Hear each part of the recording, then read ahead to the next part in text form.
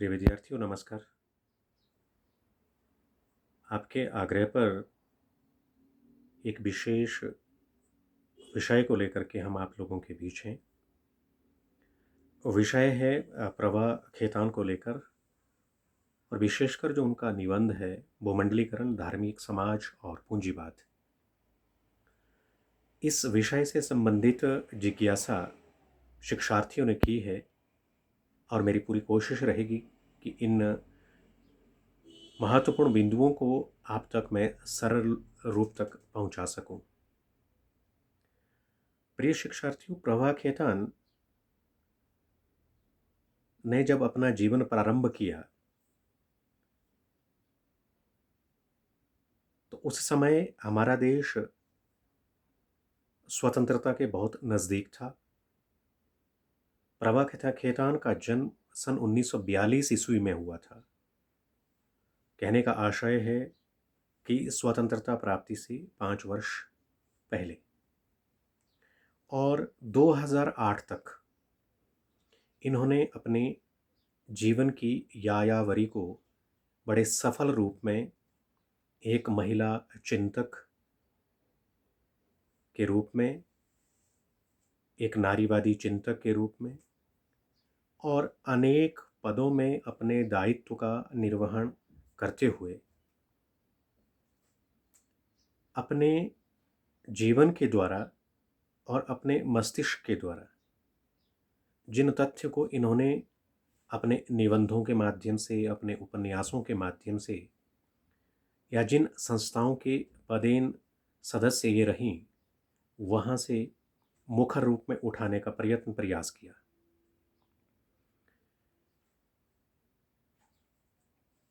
पांचवां दशक और उसके बाद 21वीं सदी का लगभग एक दशक,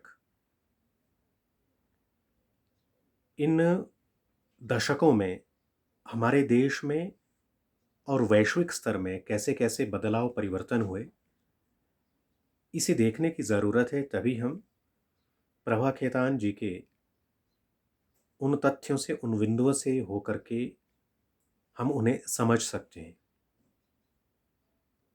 जिस विषय को लेकर के आप लोगों ने जिज्ञासा प्रकट की है, उसमें सबसे पहला शब्द है भूमंडलीकरण, ग्लोबलाइजेशन। भारतीय चिंतन की दृष्टि से यदि हम ग्लोबलाइजेशन या भूमंडलीकरण को परिभाषित करें तो हमारे यहाँ एक शब्द प्रयोग होता है वसुधैव कुटुंबकम, कि पूरी वसुधा एक परिवार की तरह है। जैसा मैं अपने राष्ट्र के लिए सोच रहा हूँ, उसी अनुरूप मैं विश्व के अन्य राष्ट्रों के लिए भी सोच रहा हूँ। इस प्रकार का चिंतन, यह जो सोच है, भारतीय संस्कृति में, भारतीय इतिहास में या भारतीय वांग्मय में प्राचीन काल से होती हुई यहाँ तक पहुँची है। और ये जो भूमंडलीकरण शब्द है, ग्लोबलाइजेशन है, ये 80 के दशक में इसने अपना प्रारूप तैयार किया, विशेष करके आर्थिक दृष्टि को समक्ष रखते हुए। एक देश दूसरे देश के साथ आसानी से अपना व्यापारिक संबंध बना सके, जो टैरिफ्स हैं, जो ट्रेड्स हैं हमारे, और जो हमारे बैरियर्स हैं, जहाँ हमें शुल्क देना पड़ता है, जिसको हम कहते हैं सीमा शुल्क, उन सीमा शुल्कों को कुछ कम करके एक राष्ट्र दूसरे राष्ट्र से अपनी निर्मित वस्तुओं का आदान प्रदान व्यापारिक दृष्टि से कर सके। यह था 80 के दशक में भूमंडलीकरण का मुख्य उद्देश्य। और विशेषता यदि हम अपने चिंतन को देखें, भारतीय परंपरा को देखें, यहाँ तो सबसे पहले ही कहा है कि जो मैं निर्मित करता हूँ, जिसका मैं उत्पादन करता हूँ, वह केवल मेरे लिए नहीं है, वो वसुधा के लिए है।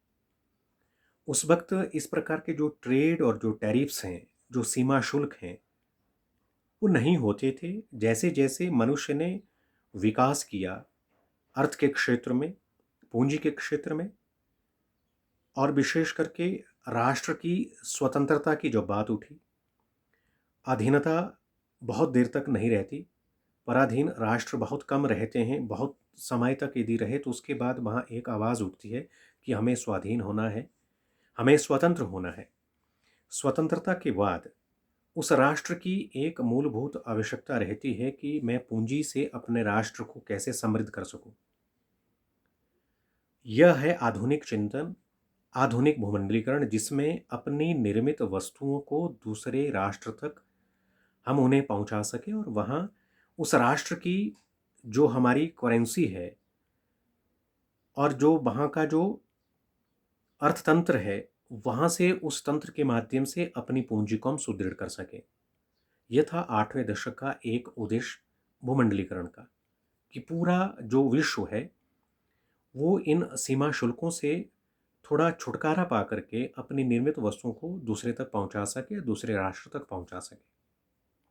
प्रभा खेतान एक उद्योग से भी जुड़ी रही और उसके बाद चैम्बर ऑफ कॉमर्स से जुड़ी रही, केंद्रीय हिंदी संस्थान आगरा से जुड़ी रही और विशेष करके महिला स्वास्थ्य केंद्र की संस्थापक सदस्य में रही। और महिला सशक्तिकरण के लिए जिस प्रकार से मैक्सिको से 1975 में ये आवाज़ उठी कि महिला को सशक्त बनाने के लिए हमें कुछ ऐसी समितियां तैयार करनी चाहिए, ऐसी परिषद तैयार करनी चाहिए जिससे हम विश्व के फलक पर, विश्व के उस धरातल पर हम महिला को सशक्त रूप में देख सके। तो 1975 से इसका प्रारंभ हुआ। उसके बाद 1975 से लेकर के 1984 तक महिला सशक्तिकरण दशक के रूप में भी इसे मनाया गया। 1980 में फिर जो है एक विश्व स्तरीय सम्मेलन जो हुआ वो कोपेनहेगन में हुआ। 1985 में नैरोबी में हुआ। 1995 में जो है वो बीजिंग में हुआ। इसी तरह से 1997 में नई दिल्ली में हुआ।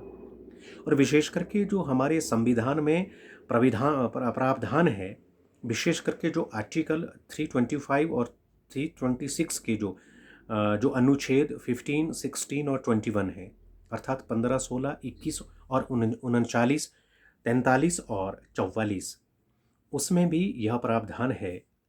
मैं अपने देश की बात कर रहा हूँ। हमारे संविधान में प्रावधान है कि समाज में महिला और पुरुष को समान रूप में कार्य करने का अधिकार है।